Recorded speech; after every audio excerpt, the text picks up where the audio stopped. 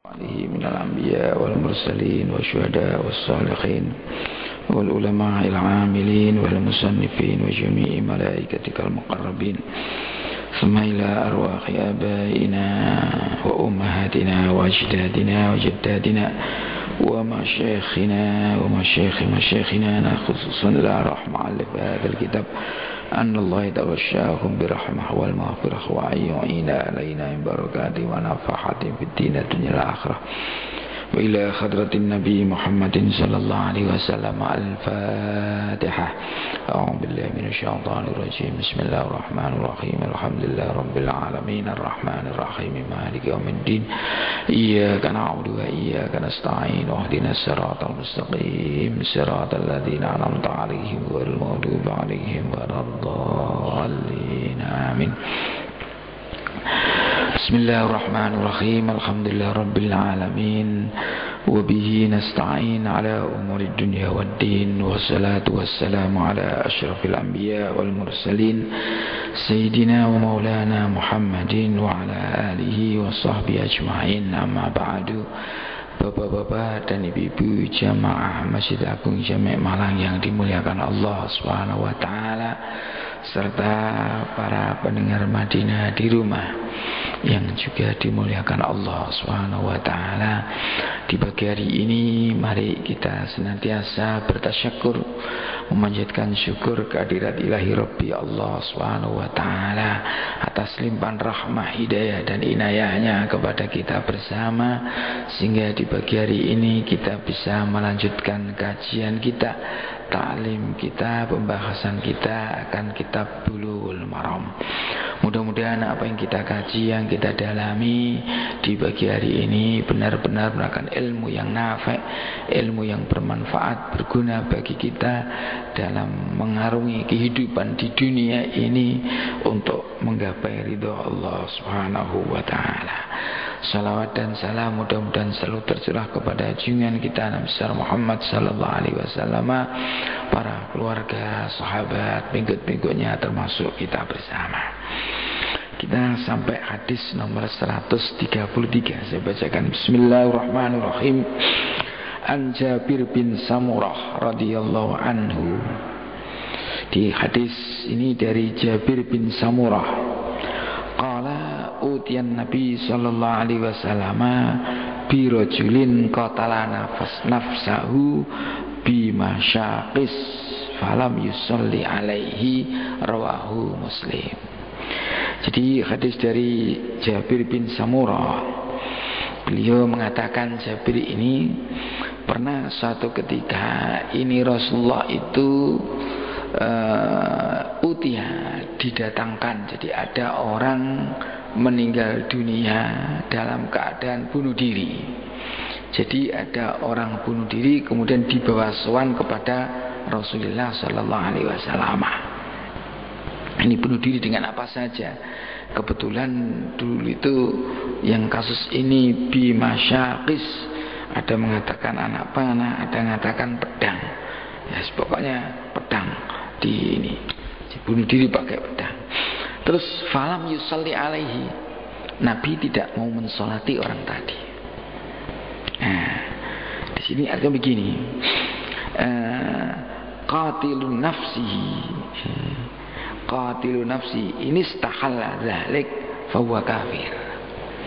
Jadi orang membunuh dirinya, kalau dia mengatakan bahwa bunuh diri itu halal, maka dia termasuk orang yang kafir. Kafir orang bunuh diri kalau mengatakan bahwa bunuh diri itu haram. Nah, sekarang yang termasuk bunuh diri itu gimana, kan macam-macam. Yang dikatakan pembunuhan itu bagaimana? Ya, ini macam-macam. Mungkin menembak dirinya, menembak kepalanya dengan pistol. Mungkin dia itu menjatuhkan dirinya dari hotel yang tinggi ke bawah. Mungkin orang yang menggantungkan dirinya ini, ataupun mungkin yang secara modern ini kadang-kadang nggak tahu ini seperti ini ulama mengatakan bunuh diri eutanasia, suntik supaya orang itu mati. Jadi ini kalau dia minta supaya disuntik mati, lah ini tidak boleh. Kalau dia menghalalkan itu, berarti dia itu kafir, nggak boleh. Jadi sekarang kan ada di dunia modern ini, kadang-kadang pernah saya katakan kita itu terkecoh dengan istilah hak asasi manusia, hak untuk hidup, hak untuk mati. Ini ya kadang-kadang ada yang baik. Satu sisi ada yang baik, hak mengeluarkan pendapat itu juga bagus. Tapi untuk hak untuk hidup, hak untuk kehidupan itu milik siapa sih? Ya memang kita sama-sama punya hak hidup untuk hidup. Tapi kalau hak untuk mati itu repot. Jadi hak untuk mati itu, kematian itu milik siapa? Apa milik manusia? Kan tidak. Wong kita itu hidup tapi tidak punya kehidupan. Hidup kita itu ya di tangan Allah Subhanahu wa ta'ala. Kematian kita itu ya di tangan Allah Subhanahu wa ta'ala. Jadi oleh karena itu, kalau kematian itu hak Allah, maka nggak boleh kita itu suntik untuk menyebabkan kematian. Ini sama dengan bunuh diri. Ini ulama-ulama mengatakan eutanasia itu tidak boleh. Kalau dia mengatakan itu halal, maka dia kafir. Nah ini. Wa illam yastakhilla dzalik fa huwa fasik. Tetapi kalau dia mengatakan bahwa bunuh diri, dia tidak menghalalkan bunuh diri, tapi dia melakukan bunuh diri, ini orang tadi termasuk orang yang fasik. Yang repot kan kita tidak tahu apa dia menganggap halal bunuh diri atau tidak. Kasus ini kan kasus ada seseorang yang bunuh diri, mungkin dengan dulu itu karena dengan, kalau sekarang menusuk perut, mungkin dengan keris, ini sampai meninggal. Ini dulu kebetulan dulu dengan pedang, terus dibasuhan pada Rasul. Kan ketika itu Rasul nggak mau mensolati, falam yusolli alaihi. Nah ini, jadi kalau dia menganggap halal bunuh diri kafir, kalau dia tidak menganggap bunuh diri itu halal, dia hanya termasuk bahwa fasik. Fasikun itu orang yang melakukan dosa besar, termasuk orang fasik. Atau orang yang selalu melakukan dosa walaupun kecil, itu juga namanya orang fasik. Nah ini waqat tarakal Rasul al-Karim as-salata ali, tujuannya rid'an ila ghairihi, jadi bi'an misli fi'lihi. Jadi Rasulullah memang sengaja tidak mensolati orang yang bunuh diri ini. Ada apa? Supaya tidak ditiru oleh orang lain. Nah, jadi kalau Rasulullah itu mensolati, kalau begitu tidak apa-apa. Buktinya Rasulullah mensolati, karena Rasulullah itu termasuk figur pimpinan yang di atas. Repot. Fi'lu itu ya, ini kan fi'lul imam itu ya, qaul imam katanya imamul qaul. Jadi kalau fi'lul imam ya imamul fi'il. Nah ini repot. Jadi ini pimpinan itu repot. Jadi karena nanti akan diikuti, maka pernah kan ada suatu ketika, ya memang kalau melakukan salah itu kalau dibawa mungkin ya salah, tapi salahnya sama, itu orang bawah dengan orang atas itu beda, penilaiannya beda. Pernah suatu ketika ada seseorang itu tanya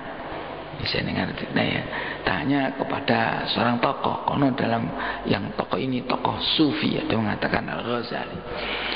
Orang ini tanya, perempuan ini pekerjaannya menenun kain itu. Lah orang tadi itu menggunakan sinar karena malam hari menggunakan sinar lampunya orang, tangganya itu kebetulan masang lampu di luar, dia menggunakan sinar lampu itu, dia pakai. Nah, ini pakai. Karena ini mungkin rumah tinggi, terus ini punya banyak ini. Nah, pakai. Terus orang tadi tanya, bagaimana hukumnya dia memanfaatkan air ini, memanfaatkan sinar ini. Dijawab, tidak boleh. Tidak boleh, orang itu tidak boleh. Ini tidak boleh. Nah, karena kamu manfaatkan sinar itu miliknya orang, yang punya lampu orang lain kok. Jadi kita manfaatkan itu berarti memanfaatkan miliknya orang lain. Ini tanpa melihat orang lain itu sudah ridho atau tidak, tanpa melihat. Jadi ini dihukumi tidak boleh kamu.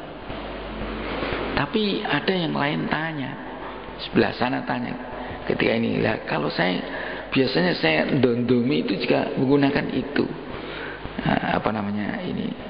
Terus kebetulan tanya, orang itu dijawab tidak boleh, tidak apa-apa. Karena padahal kasusnya itu sama.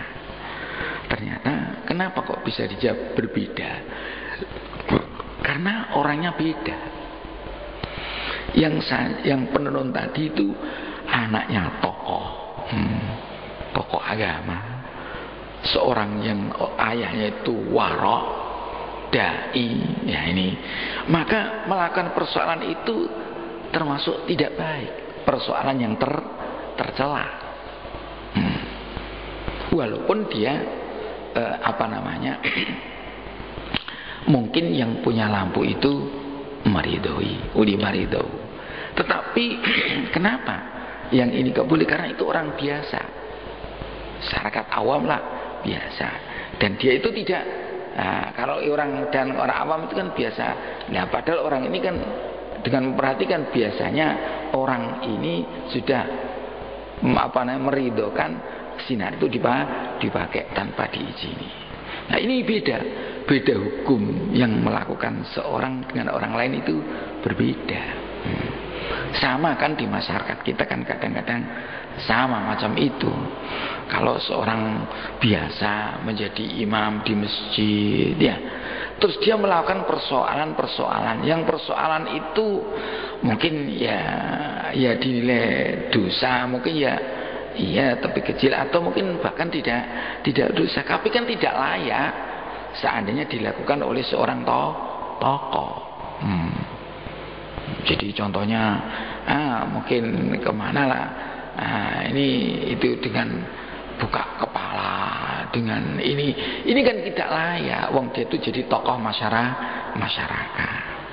Ini maka enggak layak lakukan itu, ya seperti sekarang ini yang sekarang terjadi di sini. Jadi persoalan yang kecil kalau yang dilakukan oleh tokoh itu bahaya, nanti akan diikuti oleh orang biasa, maka mungkin hukumnya lebih besar itu. Nah ini hukumnya lebih besar. Seperti sekarang ini ono DPR kok makan lihat video porno, kan lucu itu DPR. Lah kalau mungkin orang awam ya sama-sama, tapi mungkin nilainya jadi beda karena perilakunya berbeda. Lah Rasulullah juga tidak mau menyolatkan ini. Soalnya jangan-jangan kalau Rasulullah itu menyolatkan itu, kalau gitu perbuatan bunuh diri itu tidak apa-apa. Tetapi waqat sholali sahabat, sahabatnya mensolati, sahabatnya Rasul itu mensolati orang tadi yang bunuh diri itu. Kenapa? Li alla yudfana bila sholatin. Jangan sampai ada orang meninggal itu tanpa disolati, padahal orang itu orang Islam. Paham ya? Jadi Nabi tidak mensolati, tapi kalau masyarakat sahabat menyolatkan itu, Nabi diam. Nah ini kan menunjukkan kenapa Nabi kok tidak ini. Ya tadi Nabi itu pemimpin kan. Kalau beliau itu melakukan sesuatu yang itu melakukan sesuatu, mungkin akan apa yang dilakukan Nabi itu akan menjadi ini mungkin justifikasi. Oh nggak apa-apa, wong bunuh diri ya Nabi nyolatkan. Nabi tidak mau. Tetapi yang lain tetap nyolatkan karena orang tadi orang Islam. Ya, jadi itu fikul hadisnya gitu. jadi mungkin orang-orang lain ada musolatil hakim ala qatil nafsi wa li ghairi ayyusalli alaihi. Ya ini. Jadi untuk pimpinan, tokoh masyarakat, ya, jangan sampailah orang bunuh diri itu ngaturi kiai yang alim suruhnya, ya janganlah, ini biar disolati itu. Di sini ada musolatil hakim ala qatil nafsi. Nah, tidak boleh ini, dan tidak ada hukum haram, sebaiknya tidak nyolatkan. Waligori ayusalli alaihi, yang lain suruh mencolatkan. Karena ada hadis diriwayatkan Nasai, wa amma ana fala usalli alaihi. Kata Nabi, kalau saya tidak mensolatkan pada orang ini, karena orang ini bunuh diri. Ya, ini dari kata-kata amma ana ini fayustafatu min hadzal hasri anna ghairahu yusalli alaihi. Karena itu ada adatul harsi wa amma kok innama amma ana ini karena ada amma ana adapun saya. Nah, ini dipahami oleh di sini itu kan sedangkan saya itu ada kekhususan. Nah, ini hanya khusus pada nabi, yang lain boleh mensolatkan, bahkan disuruh tetap wajib menyolati, tetap wajib karena dia orang Islam pun satu. Ini jadi kalau ada kasus nanti masyarakat tetap begitu. Berikutnya an Abi Hurairah radhiyallahu anhu, dari Abi Hurairah fi qissatil mar'ah allati kanat tuqimmul masjid. Fasala anhu anha an-nabi sallallahu alaihi wasallam faqalu matat. Jadi dari Abi Hurairah, dalam kisahnya seorang perempuan, yang perempuan itu allati kanat tuqimmul masjid. Tuqimmu itu taknisuhu wa tajma'u kumamatahu. Jadi orang yang pekerjaannya membersihkan masjid. Kebetulan orang perempuan. Nah, jadi kalau kita laki juga bawa, ini masjidnya Nabi itu, perempuan membersihkan masjid, tidak apa-apa. Ini mar'ah. Tidak apa. Terus fasa'alannya, Nabi tanya tentang di mana perempuan yang biasanya membersihkan masjid ini. Faqalu, sahabat mengatakan mata, sudah meninggal ya Rasulullah. Faqala afala kuntum adantumuni. Kenapa kamu kok tidak memberitahu saya atas kematian seorang perempuan yang pekerjaannya membersihkan masjid? Faka'annahum sagharu amroha. Seakan-akan, ini tambahan rawi mungkin, mereka itu, sahabat-sahabat itu menganggap enteng, menganggap hina, menganggap kecil persoalan perempuan tadi. Yang meninggalkan hanya tukang sapu, yang meninggalkan hanya tukang membersihkan masjid. Terus faqala, Nabi mengatakan, Dalluni ala qabriha, coba tunjukkan saya mana kuburannya. Sampai ke sana itu. Nah ini fadalluhu, kemudian ditunjukkan oleh sahabat-sahabat Nabi itu ditunjukkan. Nah, setelah ditunjukkan terus fasalla alaiha, Nabi sholat di kuburan tadi. Nabi sholat alaiha. Hadis muttafaqun alaih. Hadisnya muttafaqun alaih.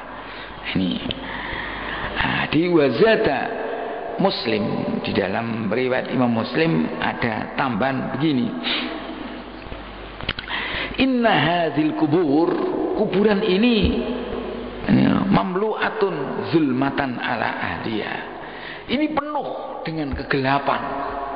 Ya, orang yang punya kuburan penuh kegelapan. Fa innallaha yunawwiruha lahum, diukur semua itu. Wa innallaha, Allah Subhanahu wa taala, yunawwiruha, menerangi kubur itu bisolati alaihim, sebab saya salat kepada mereka tadi. Ini luar biasa kalau gitu sholatnya Nabi itu. Jadi dengan sholatnya Nabi itu, kuburan yang tadinya gelap gulita itu bisa menjadi terang benderang. Nah ini kisahnya banyak ini ya. Ini kasus ya. Jadi orang kalau dibaca ya banyak. Jadi tawadu'un jammun wa adabun karim yu'allimu rasul li ashabi bisu'ali an khatim. Ini tawadu, Nabi tawadu, akhlak yang bagus ya.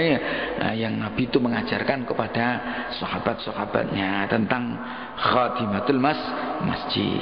Jadi ini ketika kita khassa bi ghaibatiya, ketika merasa Nabi, kenapa orang ini kok tidak ada ini.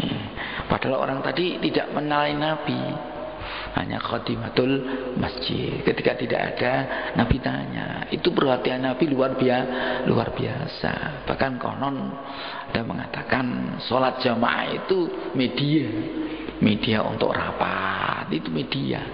Jadi habis sholat, kalau ada yang sakit, kenapa kok tidak sholat? Sakit, terus Nabi mengunjungi. Kalau lama enggak ini.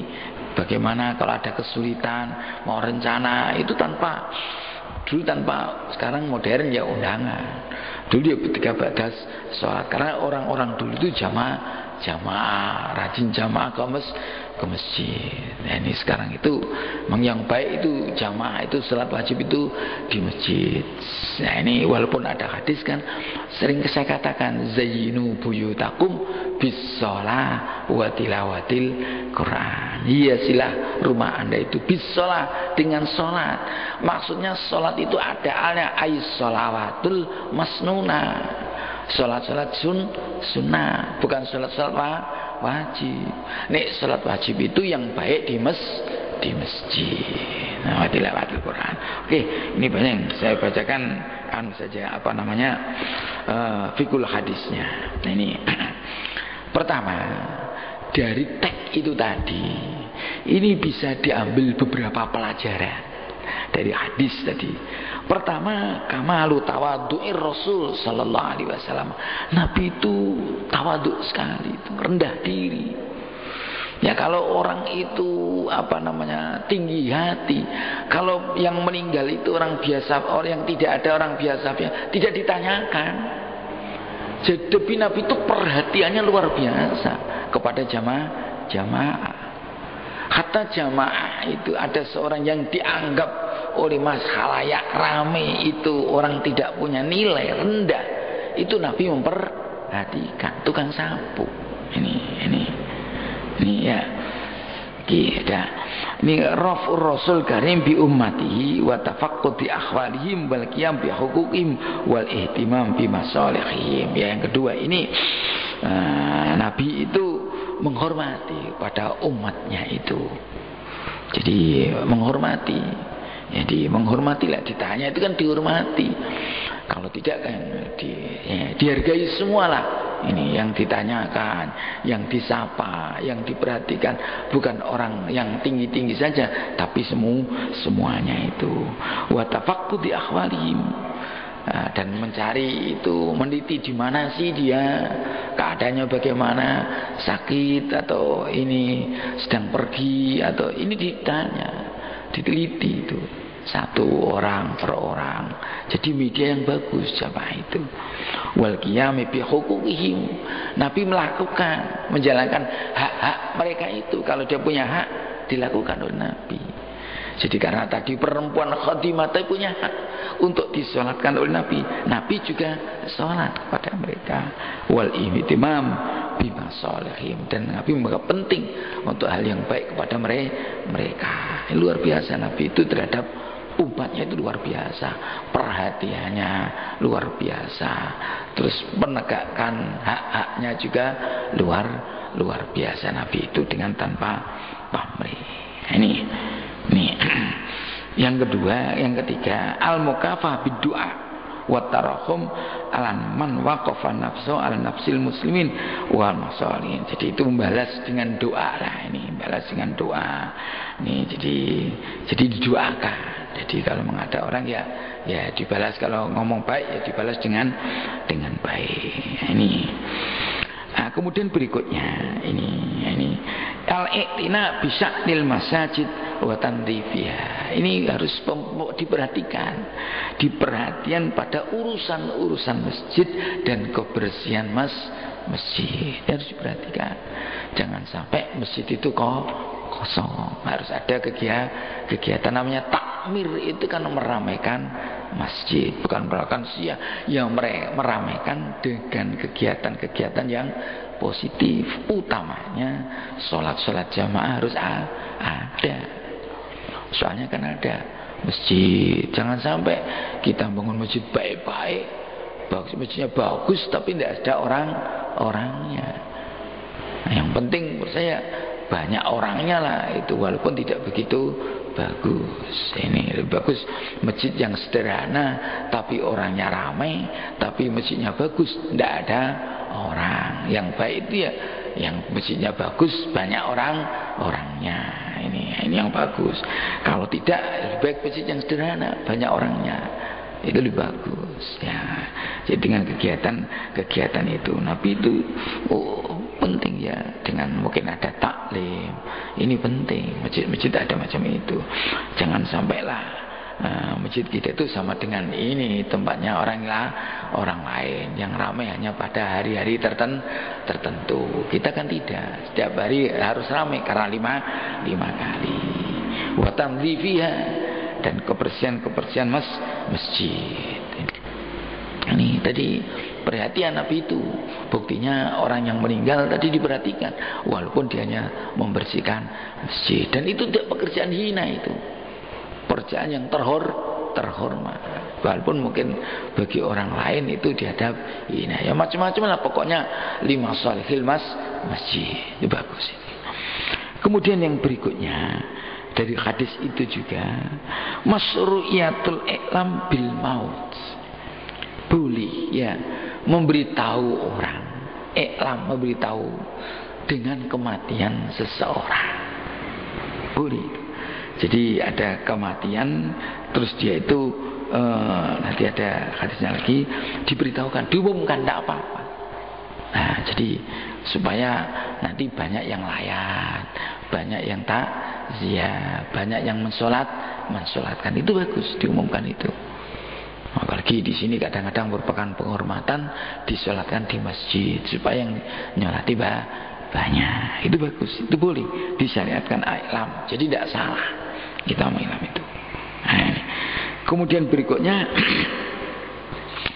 al-hassu ala syuhudil janazati ahlil khair. Ini ada dorongan untuk menghadiri, untuk kematian orang yang baik. Jadi kalau ketika ada orang yang baik meninggal, itu kita disyariatkan untuk hadir pada orang mati tersebut. Nah, ini hadir. Makanya Nabi itu kenapa Nabi kok tidak dihadiri? Nabi kok tidak hadir? Nabi kan agak nuntut. Kenapa kamu kok tidak memberitahu saya? Oh, berarti Nabi suruh memberitahu dia, berarti kan memberitahu itu baik, boleh. Buktinya Nabi ketika diberitahu, Nabi ngomong, kenapa kamu kok tidak memberitahu saya? Jadi ini, nah, kalau diberitahu terus Nabi itu hadir. Ini ada lagi terus mujarradu qaulillah, mujarradu qaulillah yunawwirul qabra bi sholatin nabi ala aliha. Ini layan fi masnuyatis shalah al qabri li ghairihi wali wali ghairi. Jadi begini, Nabi tadi kan di sana ada alasan ya. Ketika Nabi sholat itu kan yunawwirul, Nabi sholat di kuburan itu bisa menerangi gelapnya kuburan. Ini apakah khusus Nabi? Ini tidak menafikan. Jadi tidak menafikan bahwasanya disyariatkannya sholat di kuburannya khusus Nabi tok. Nek Nabi sholat yunawwir, kalau lain apa boleh tidak? Ini ulama mengatakan boleh. Jadi boleh sholat jenazah di kuburan. Jadi ketika ada orang sudah dimakamkan, kita belum sempat sholat, kita takziah tersolat di kuburan. Nah, caranya bagaimana ya? Ya menghadap sama dengan kita. Ya, yang baik sandalnya ya ini, yang penting di tempat yang suci. Pak, kuburan itu kan najis, kita kan pakai sandal. Sandal kita lepas, kita berdiri di atas sandal. Jadi kalau kita berdiri di atas sandal, itu berarti kita tidak memakai sandal. Kalau kita memakai sandal, mungkin tidak boleh. Kalau sandalnya najis, tidak boleh kalau sandalnya najis. Tetapi kalau kita lepas sandal kita injak sandal kita tidak pakai sandal. Berarti kita tidak menginjak najis, kita menginjak sandal kita suci. Yang najis kan bawahnya, tidak apa-apa.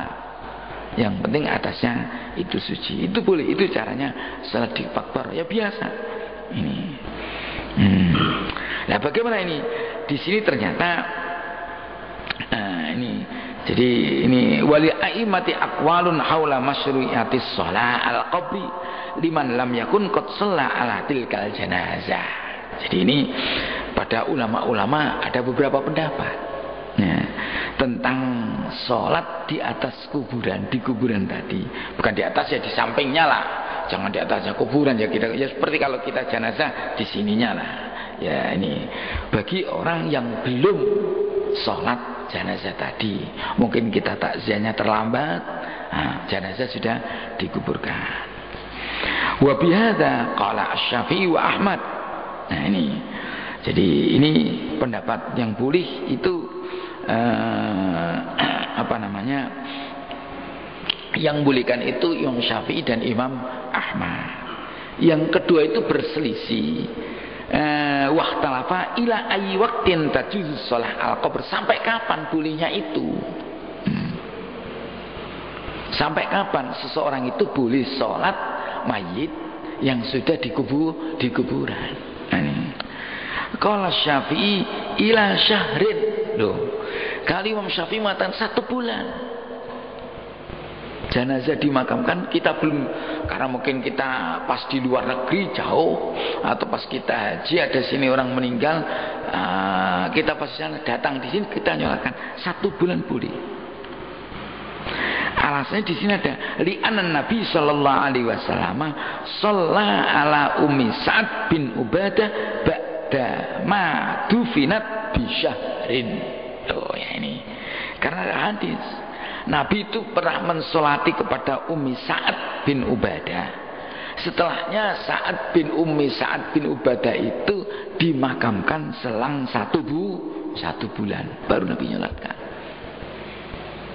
Apa pernah kasus bisa? Mungkin begini lah, yang tadi saya kata, contohnya tadi kasus tadi kita pas haji ke Mekah ada berita kematian di Indonesia. Loh, kita kan tidak sempat karena ketika itu kita ada di masjid di Mekah. Pulang ya nggak mungkin. Nah, setelahnya pulang kita sholat di situ. Nah, ini kalau ini waqala Ahmad malam yabli, badia yabla, malam yabla. Kalau Imam Ahmad mengatakan sampai jenazahnya itu busuk, nggak tahu sampai kapan busuknya jenazah itu. Li'annau idza baliya lam yabqa ma yusalli alaihi wa huwa qaulun akhar. Ini. Jadi ini sampai ini keliru ya. Ini apa sampai ini apa namanya sampai jenazah tadi yang kedua Imam Ahmad itu sampai jenazah tadi itu apa namanya busuk. Kalau sudah busuk yang tidak ada. Kalau sudah tidak ada jenazahnya sudah rusak ya enggak ada. Enggak usah. Tapi ada walau qaulun akhar bi annahu yusalli alaihi abadan. Oh ini bisa ini. Nah, ini selamanya bisa disalatkan. Kalau kita belum sempat masih boleh. Alasannya li annal qasda minas salati ad-du'a lil mayyit wa huwa yajuzu fi kulli waqtin. Jadi ada mengatakan sholat itu, mayit itu kan doa.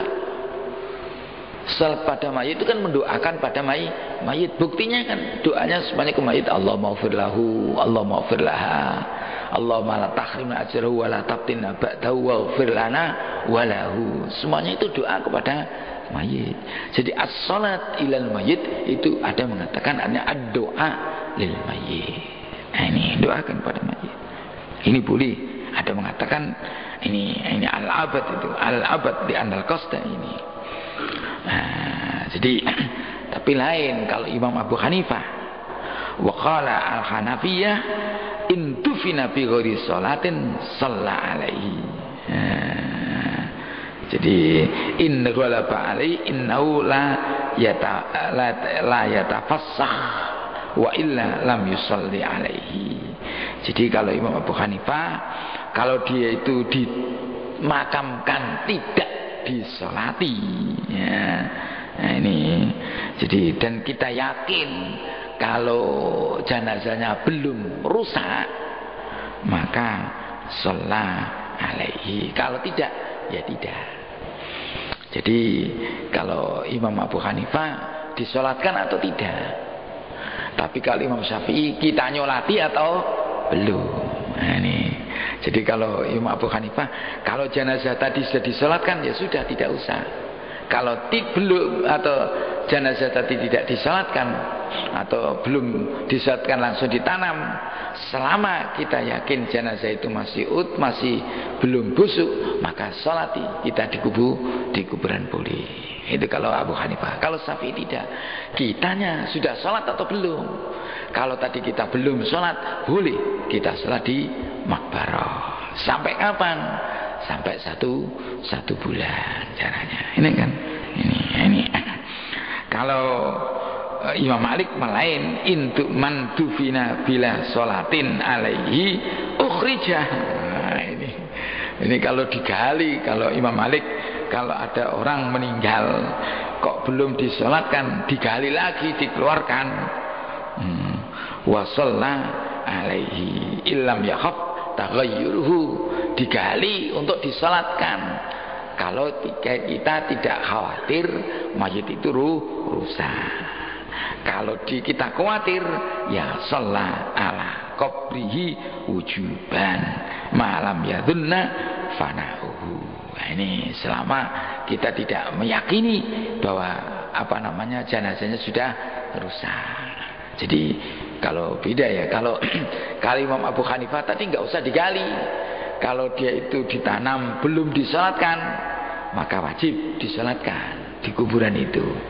Kalau kita yakin bahwa jenazahnya masih belum rusak. Ini kalau Imam Abu Hanifah. Kalau Imam Malik lain lagi. Kita yakin tidak kalau kita jenazah itu belum disolatkan, digali, ditokno maneh, gunanya untuk disolatkan. Itu kalau kita tidak yakin kalau jenazah tadi sudah rusak. Kalau sudah rusak, ya sudah busuk, sudah taghayyur, ya taghayyur itu berubah. Mungkin ini baunya apa? Ya disolatkan dari atas kuburan saja. Ini kecuali kalau sudah kita yakin bahwa jenazahnya sudah hilang karena sudah bertahun-tahun.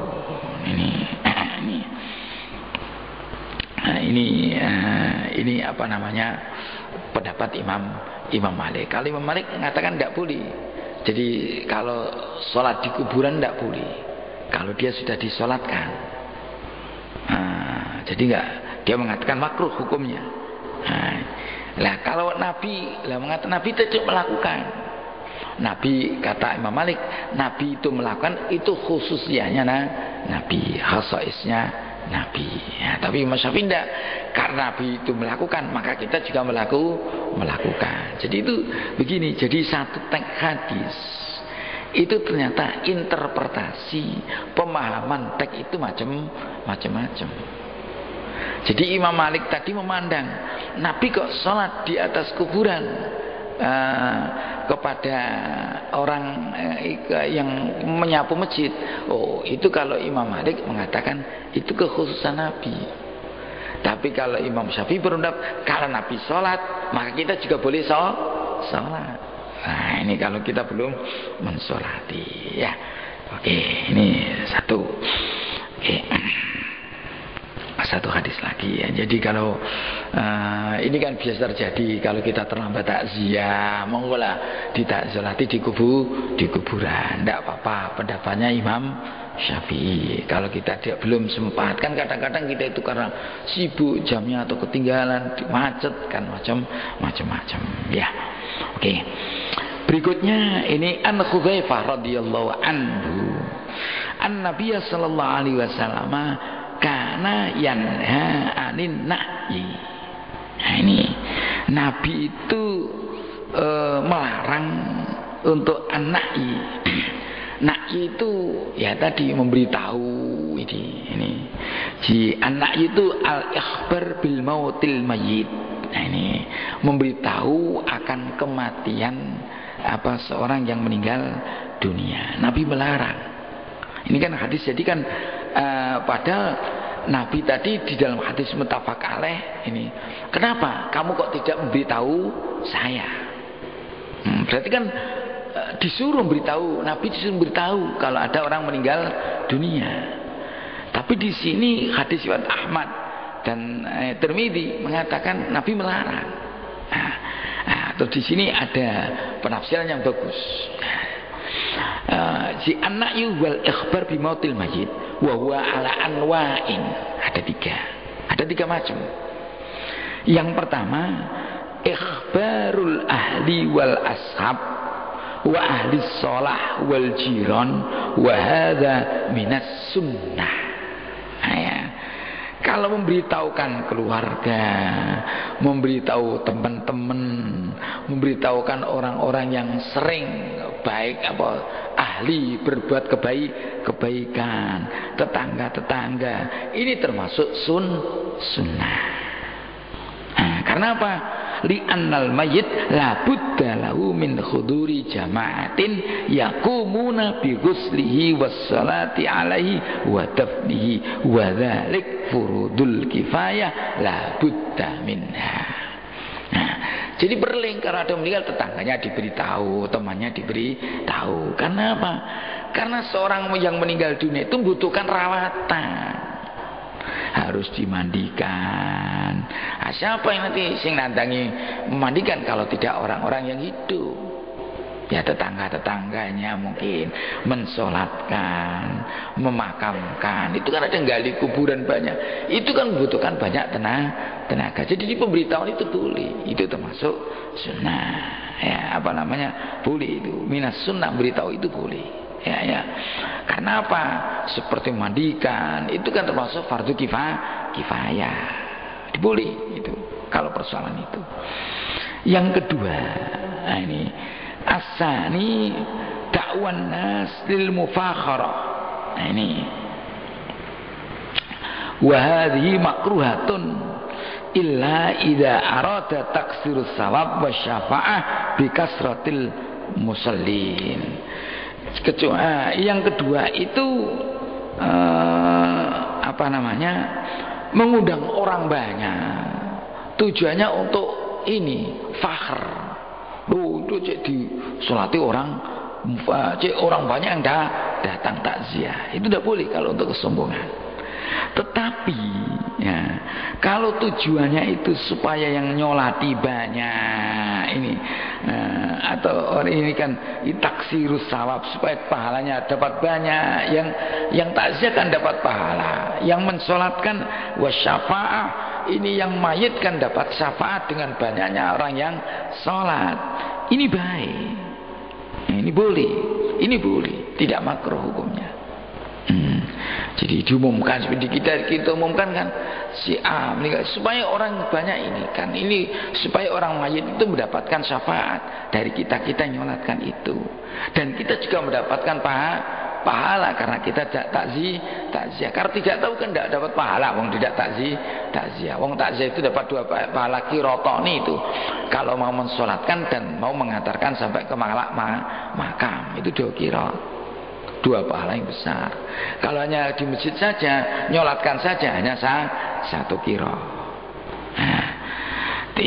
Yang ketiga, Ini asalis al-i'lam ala wajhin niyahah bisiyah ala babidur wal aswaq wa ala manabir au ba'si man yatajawwal ala sya'air kama kanat Arab taf'alu fil jahiliyah wa walladhi qasatun nabi al-karahiyah. Ini at-tashabbuh bihim. Ini mungkin dimaksud oleh Nabi.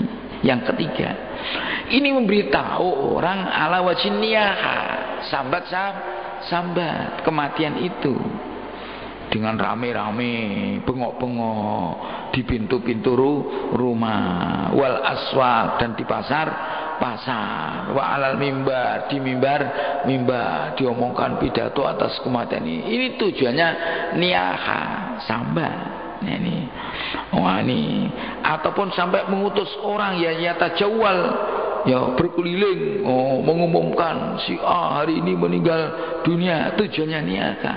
Ini seperti yang dilakukan oleh Arab jahiliyah dulu. Ini yang nggak boleh, yang dimaksud oleh Nabi karoha.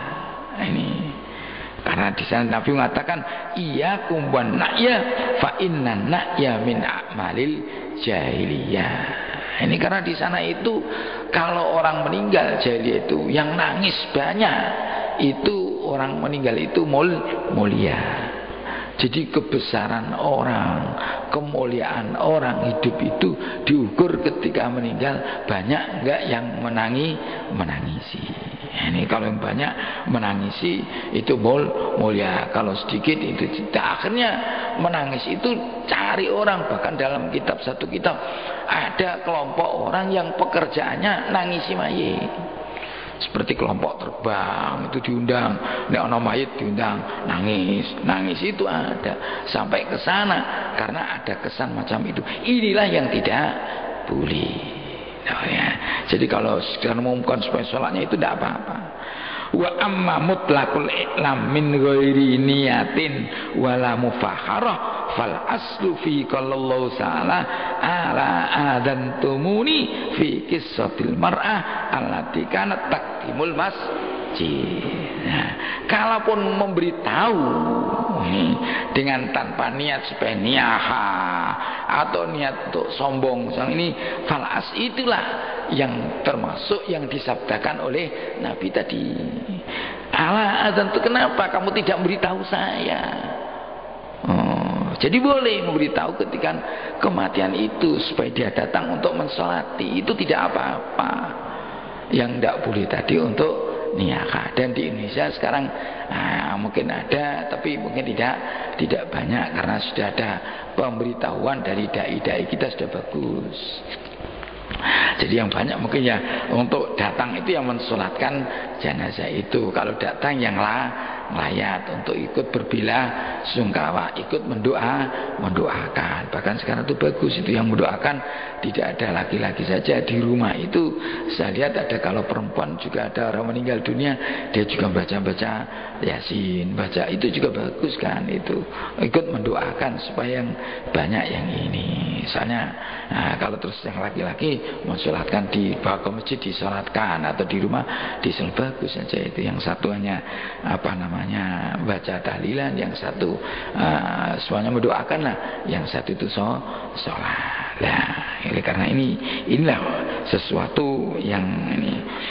Di sini ada fi'il hadisnya an-nahyu amma kanat taf'alul jahiliyah. Jadi ini larangan untuk mengikuti apa yang dilakukan oleh orang-orang jahiliyah. Tidak boleh.